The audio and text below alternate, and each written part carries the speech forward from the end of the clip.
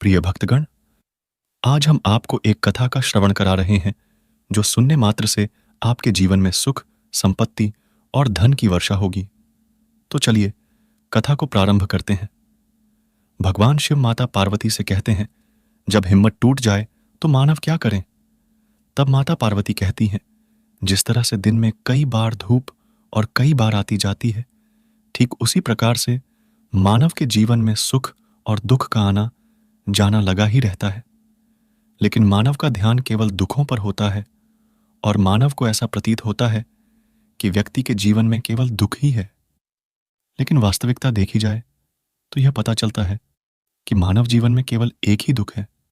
फिर भगवान शिव कहते हैं, लेकिन वह कौन सा दुख है जिसके कारण मानव हमेशा दुखी रहता है, परेशान रहता है और चिंतित भी रहता है? इसलिए हे देवी, वह एकमात्र दुख क्या है?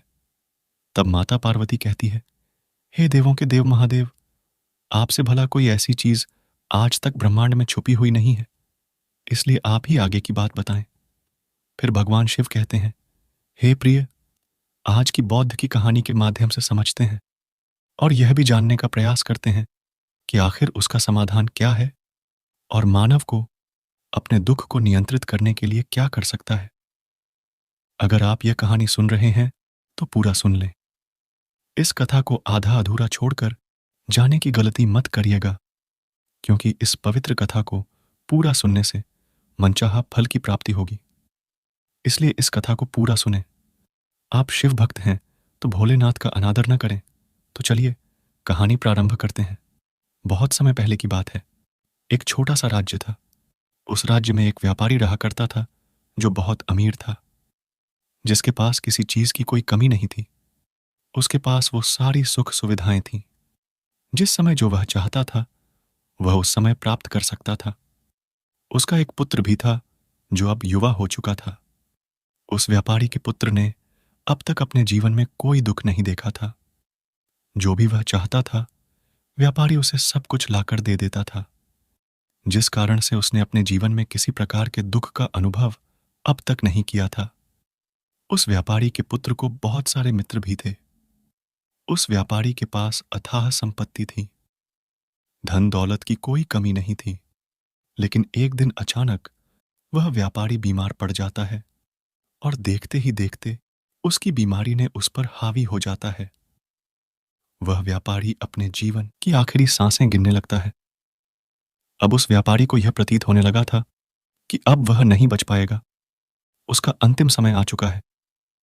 इसलिए उसने अपने पुत्र को अपने पास बुलाया और उससे कहा, बेटा, तुमने आज तक केवल सुख ही सुख देखा है। तुम्हें जो कुछ चाहिए था वह मैंने सब कुछ तुम्हें लाकर दिया, इसलिए तुमने आज तक दुख का अनुभव नहीं किया।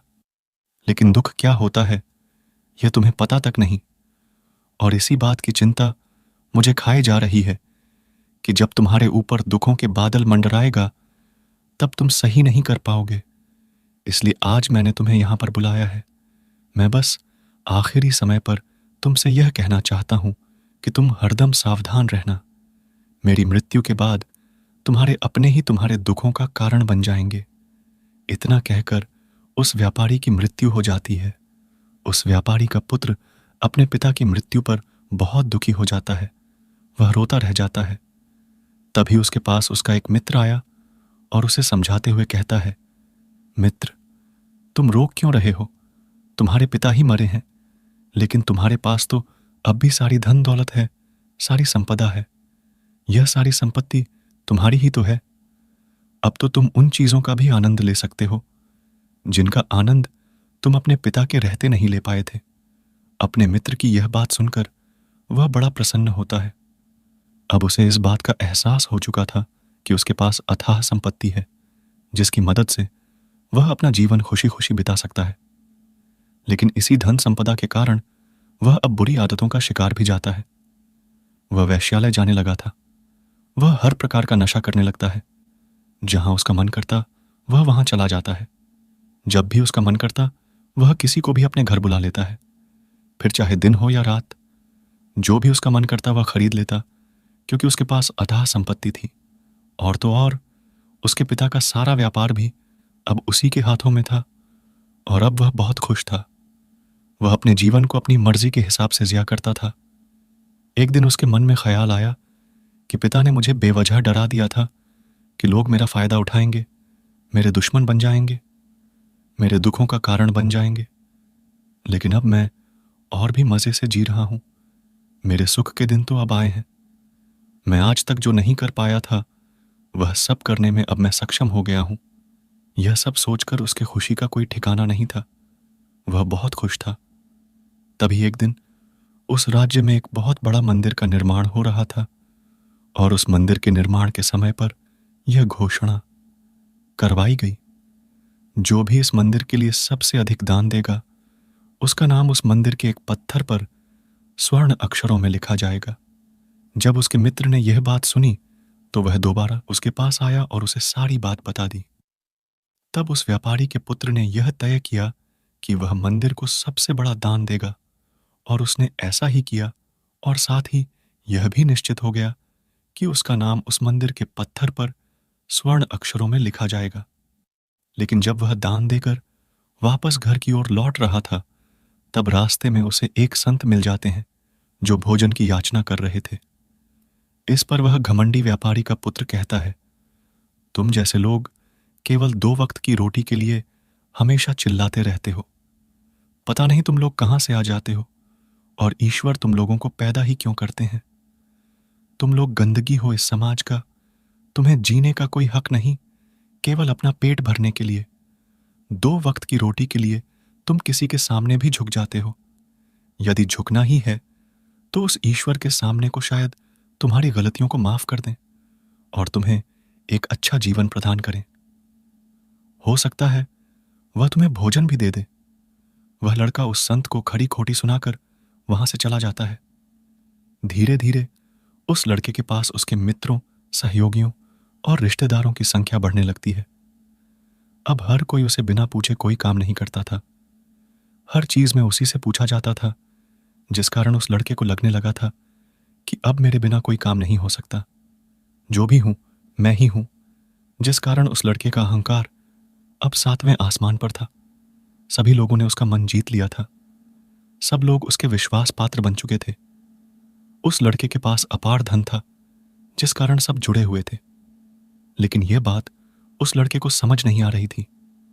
सभी लोग विश्वास के नाम पर अब उस लड़के से धन उधार लेने लगे थे और वह भी खुशी खुशी लोगों को धन उधार दे दिया करता था।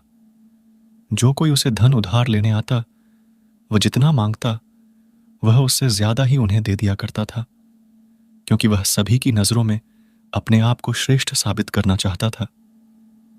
वह अपने आप को महान दिखाना चाहता था। लेकिन धीरे धीरे उसकी बुरी आदतों के कारण अब उसका व्यापार चौपट होने लगा था। देखते ही देखते एक दिन व्यापार में उसे बहुत बड़ा घाटा हुआ। उसका पूरा व्यापार कर्ज में डूब गया। अब वह बहुत परेशान हो चुका था। वह चिंतित हो चुका था। उसे यह समझ नहीं आ रहा था, आखिर यह सब क्या हुआ है। मेरे पास तो कुछ समय पहले अपार धन था और आज मेरे ऊपर बहुत बड़ा करता है, जिसे मुझे चुकाना ही होगा।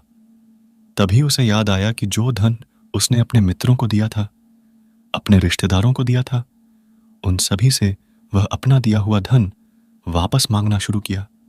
लेकिन किसी ने भी उसका दिया हुआ धन उसे वापस नहीं किया, बल्कि लोगों ने उसे दुत्कार कर वहां से भगा दिया। वह एक एक करके सभी के पास गए, लेकिन किसी ने उसकी कोई मदद नहीं की। देखते ही देखते उसका सब कुछ बिक गया। अब उसके पास कुछ न था।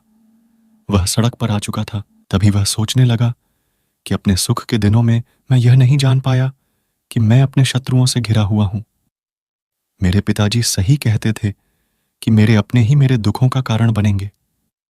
फिर वह अपने पिताजी का धन्यवाद करता है और कहता है कि मैं आपकी बातों को समझ नहीं पाया और आज देखिए क्या हो गया है। वह सारा दिन यहां से वहां भटकता रहता था और सोचता रहता कि अब आगे क्या होगा। वह कैसे खाएगा, कहां रहेगा और कैसे सोएगा।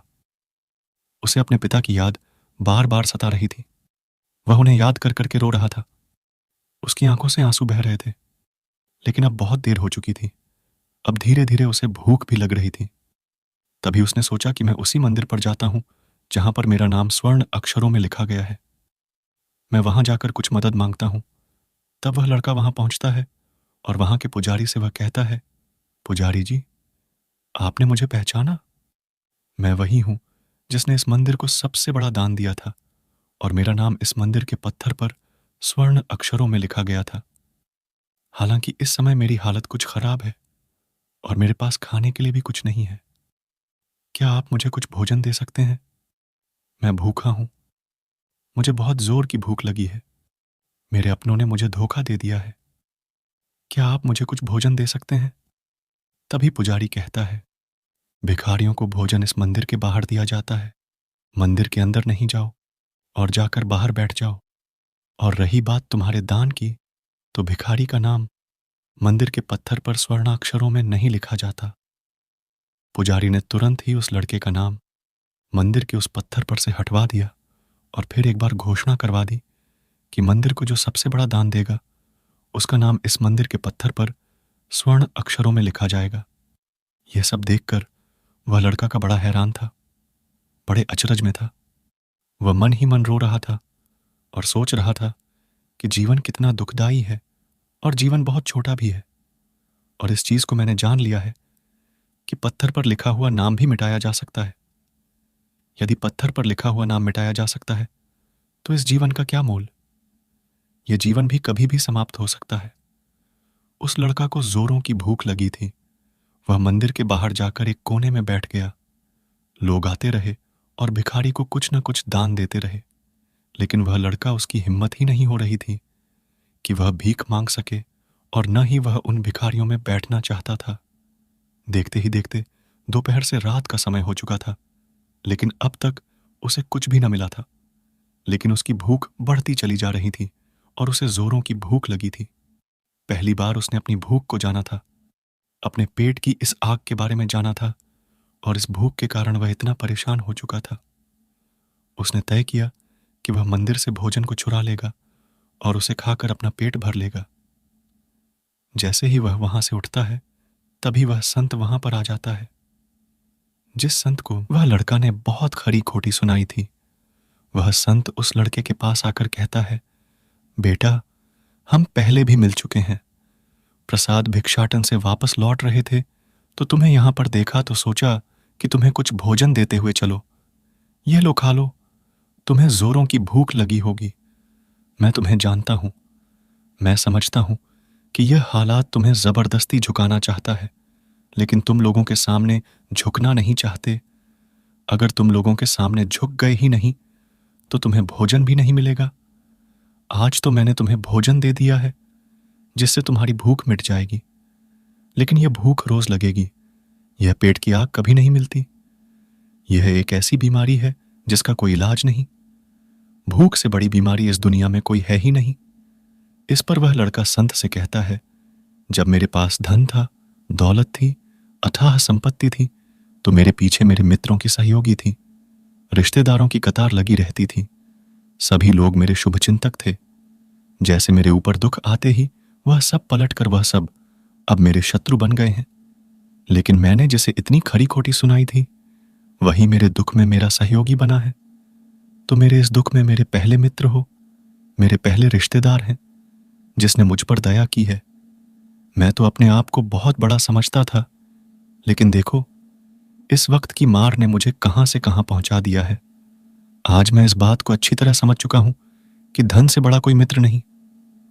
इतना कहकर उस लड़के ने भोजन किया और उसने पहली बार भोजन के सुख का आनंद उठाया।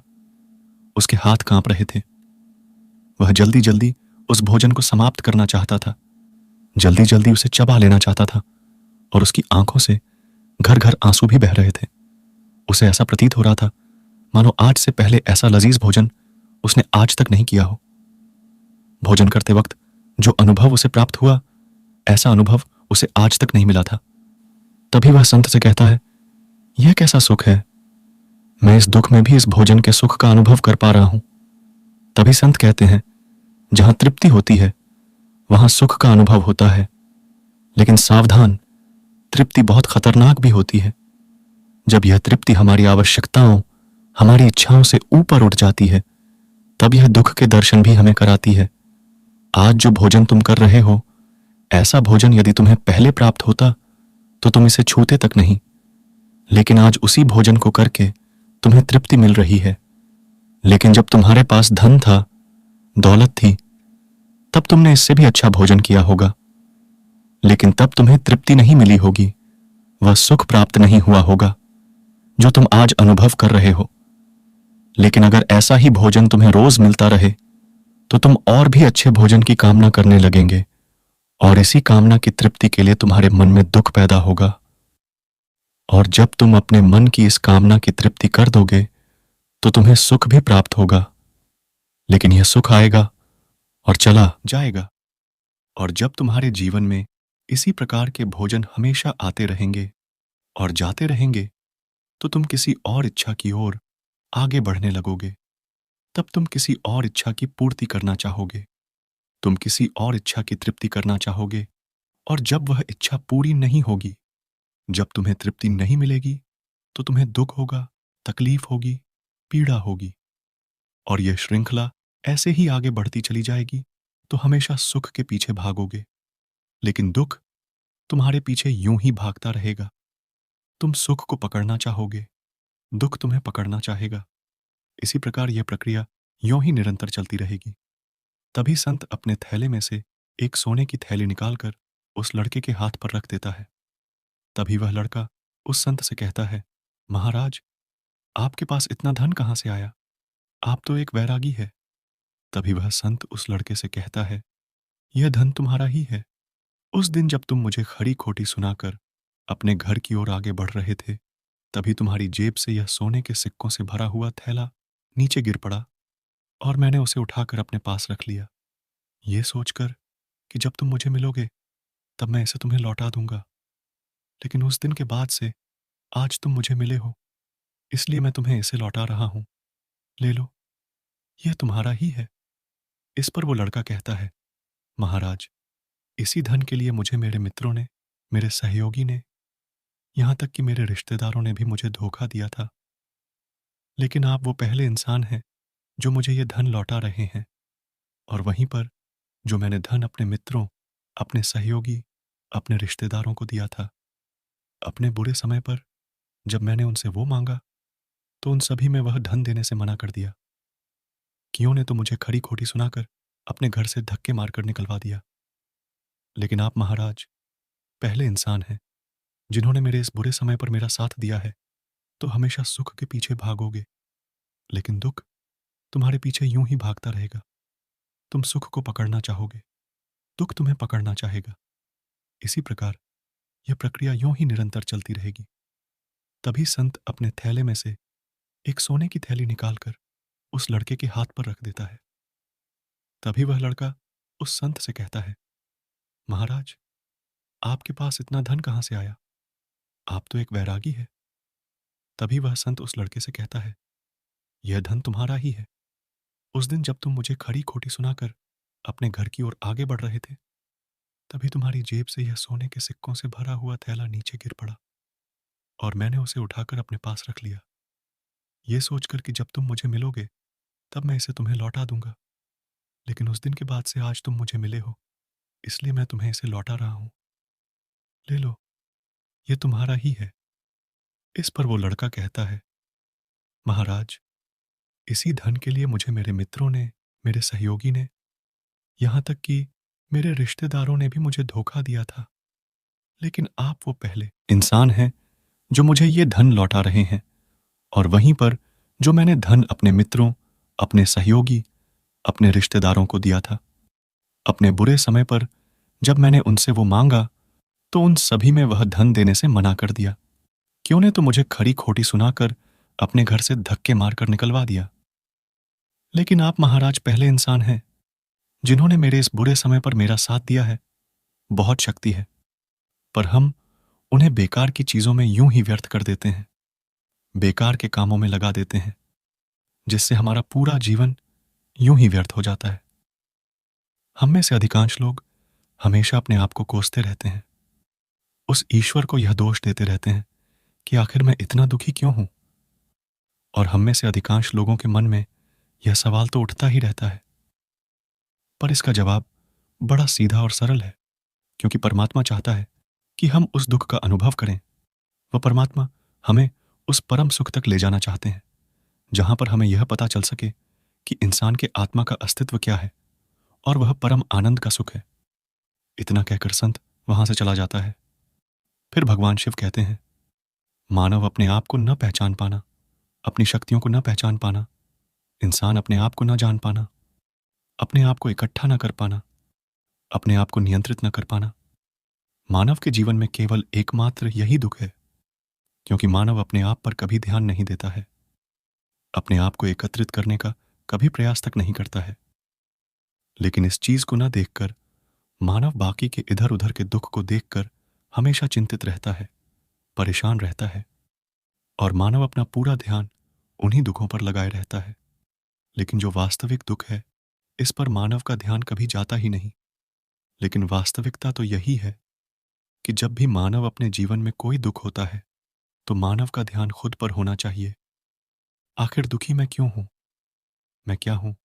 मैं क्यों हूं? मानव को नजर आने लगता है। कब मानव ध्यान की तरफ आगे बढ़ने लगता है, इंसान अपने आप को खोजने की तरफ आगे बढ़ने लगता है, तब मानव के सामने कोई भी समस्या बड़ी नहीं रह जाती।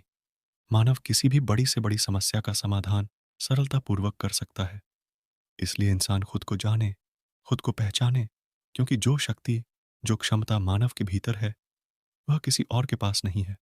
मानव उस परम शक्ति का एक रूप है। मानव अपनी शक्ति को पहचाने। आप कौन हैं? क्या है? उसके बाद मानव के सामने किसी प्रकार का भी दुख टिक नहीं पाएगा और हर परिस्थिति में खुश रहना सीख जाएगा। इतना कहकर भगवान शिव इस कहानी को समाप्त करते हैं। इस वीडियो को बोलते समय कोई त्रुटि हो तो मैं क्षमा चाहती हूँ। उम्मीद है आप सभी को यह वीडियो अच्छी लगी होगी। अगर आप शिव के सच्चे भक्त हैं तो चैनल को सब्सक्राइब और वीडियो को लाइक करके कमेंट में हर हर महादेव लिख दीजिए।